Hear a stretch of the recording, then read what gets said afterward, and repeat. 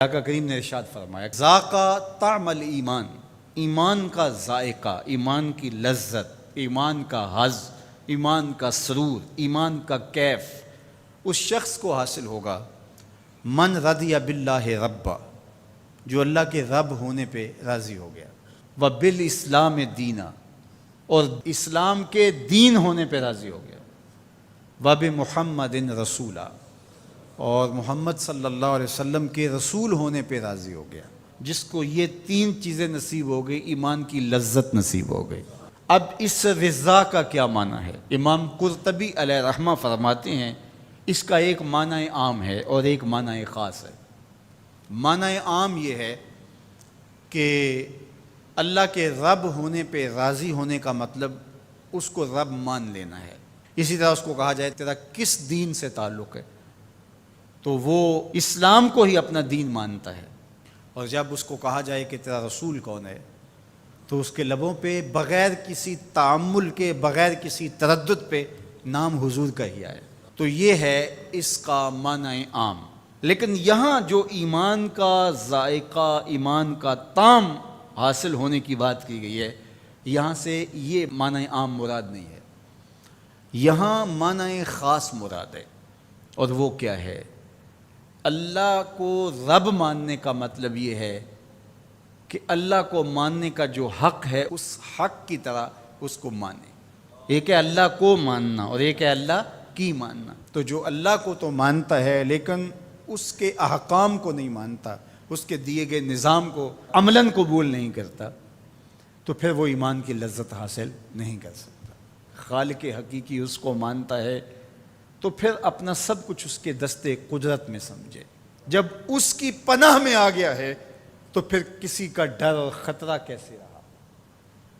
جب اس کو خالق و رازق مان لیا ہے تو کسی کی دہلیز پہ ہاتھ کیوں پھیلائے گا؟ جب اس پہ توکل کر لیا ہے تو پھر اس کے پائے ثبات میں لغزش کیسے آئے گی؟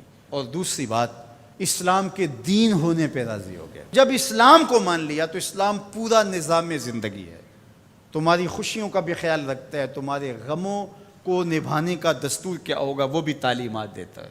یہ نکاح ہم کر رہے ہیں شریعت کے مطابق اور یہ مسجد میں کر رہے ہیں، اور یہ جو بھنگڑا ڈال رہے ہیں یہ ہمارے خاندان اور قبیلے کے لوگوں کا تقاضا تھا، اور تم قبیلے کو بھی راضی رکھتے ہو، رب کو بھی راضی رکھتے ہو، ایسا تو نہیں ہوگا، ایک کو ہی راضی رکھنا پڑے گا۔ تو جب اسلام کو اس طرح مان لیا کہ جب بھی کوئی قدم اٹھانے لگے تو سوچا اسلام کیا کہتا ہے۔ اگر آپ کو اسلام میں سے اس کی تعلیمات نہ ملے تو پھر تو کہنا کہ اسلام کامل دین نہیں ہے۔ میں شادی کرنے جا رہا ہوں، یہ میرا ایک مسئلہ ہے، تو اسلام اس کے بارے میں بتاتا ہی کوئی نہیں۔ اسلام بتاتا ہے کہ تم نے رشتہ تلاش کیسے کرنا ہے، اسلام بتاتا ہے کہ تم نے پیغام نکاح کیسے بھیجنا ہے، اسلام بتاتا ہے کہ نکاح میں کتنے لوگ کم از کم شریک ہوں، گواہ کیسے ہوں، اسلام بتاتا ہے کہ تم اس کی خوشی کا اظہار کیسے کرو، جب نکاح کیا ہے تو اس وقت تم نے خرما کیسے لٹانے ہیں، اور شب زفاف کا صدقہ تم نے ولیمے کی صورت میں کیسے ادا کرنا ہے۔ اسلام تمہیں ایک ایک جزیہ بتاتا ہے۔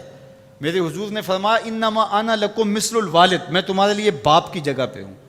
اگر تم میں سے کوئی شخص بیت الخلاء میں جائے تو پہلے اپنا بایاں قدم آگے رکھے۔ جس طرح باپ چھوٹی چھوٹی چیزیں اپنی اولاد کو بتاتا ہے، تو فرمایا تم واش روم میں جاؤ، بیت الخلاء میں جاؤ تو پہلے بایاں قدم آگے رکھو۔ کیوں؟ انما انا لکم مثل الوالد، میں تمہارے لیے باپ کی جگہ پہ ہوں۔ اللہ اکبر۔ تو جب اتنی چھوٹی چیزیں بھی، اتنی عام چیزیں بھی اسلام تمہیں بتاتا ہے تو پھر ضرورت کیا ہے کہ کسی اور دھرم کو دیکھیں، کسی رواج کو دیکھیں، کسی ازم کی طرف نظر اٹھائیں اور کسی کلچر اور تہذیب کا سہارا دیں۔ ہماری تہذیب بھی اسلام، ہمارا کلچر بھی اسلام، سب کچھ اسلام ہے۔ تو جب ہم نے مان لیا اسلام کو تو پھر مان لیا، پھر ماننے کا جو حق تھا وہ ادا کر دیا، تو پھر اسلام کا مزہ آنا شروع ہوگا۔ تیسری بات، وَبِمُحَمَّدٍ رَسُولًا، وہ اس بات پہ راضی ہے کہ یہ میرے رسول ہیں، یہ میرے ہادی ہیں، یہ میرے قائد ہیں، یہ میرے رہنما ہیں، یہ میرے مرشد اعظم ہیں۔ تو جب نظر ادھر جم گئی تو پھر کسی اور سمت نظر اٹھے گی؟ جب انہیں مان لیا، وہی ہادی اور رہنما ہیں، وہی مقصود ہیں، وہ محبت کا مرکز ہیں، وہ عقیدتوں کا محور ہیں، ہر درد میں ہمارا دارو ہیں، علاج ہیں، چارہ ہیں، ہر مرض کی شفا ہیں، تو پھر کسی اور سمت نظر کیوں اٹھا کے دیکھیں گے؟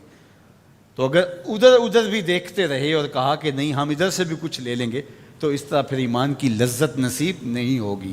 تو جب انہیں رسول مان لیا اور اس طرح مانا کہ انہیں مانا انہیں جانا، نہ رکھا غیر سے کام، انہیں مانا انہیں جانا، نہ رکھا غیر سے کام، للہ الحمد میں دنیا سے مسلمان گیا، پھر ایمان کا مزہ آئے گا نا، پھر ایمان کا سرور نظر آئے گا نا۔